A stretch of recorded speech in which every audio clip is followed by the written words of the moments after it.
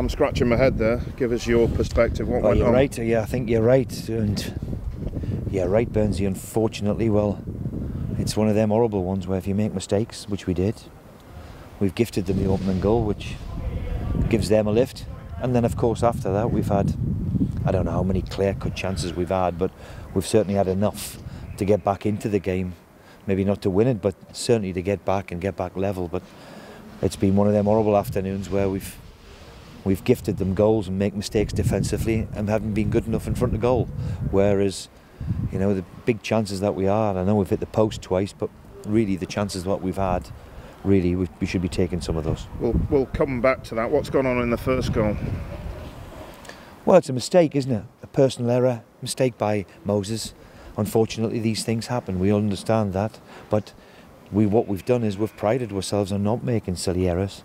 And over the past 4 or 5 weeks, if we're being honest, defensively, we have made a few mistakes, and we've got to eradicate that. You know, Moses has made a mistake for the penalty, and obviously Robbo's got caught for the second one, and we've been punished.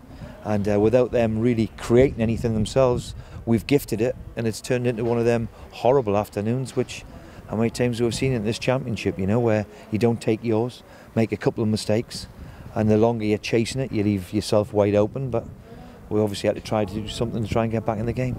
At the other end, one incident where Tuber's gone through. Is he on? Is he off? What's going on? Well, he was offside. The linesman did say if he had went for the ball, he would have given him offside. So, unfortunately for Tuber today, all the chances have fell to him, and he hasn't taken them. You know, he's had a great one in the first half where it looked odds on that he would score, and he's gone in between whether he's going to hit it with his feet or his head.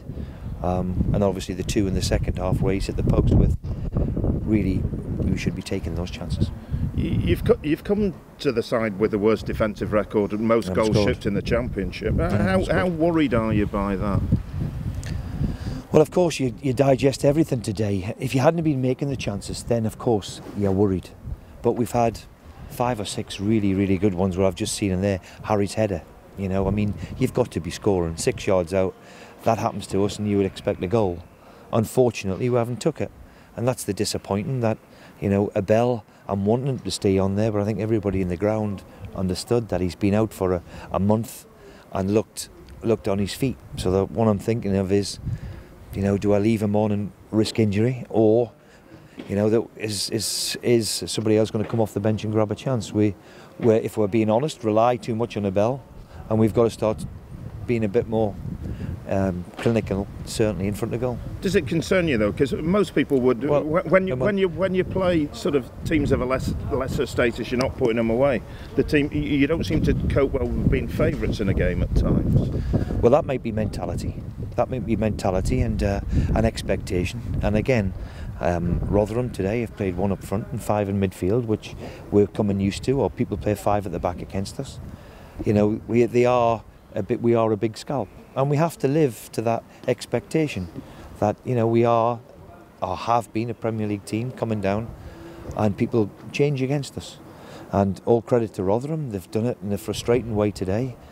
But, you know, what can you do? And when you miss chances, big chances, then it's going to be a frustrating afternoon. And you're right, you know, against the bottom end of the team, if you like, we haven't been clinical enough to really dispatch them. Are you back thinking, scratching your head again, thinking, what's my best team, what's my best lineup now, given in terms of what you're saying? No, I mean, 3-4 weeks, well, at the moment, I don't think I can play what I think is my best team. But, as I've said... Because of Dawson's injury? Yeah, because of Dawson's injury. So, I don't think it's the time to say I'm not playing my best team. You know, a month ago, as I said, we looked a very good team. And unfortunately, we haven't been able to field the team, which I think is my strongest team, but I don't think that's an excuse either. We've got a squad good enough to come here and not get beat by Rotherham.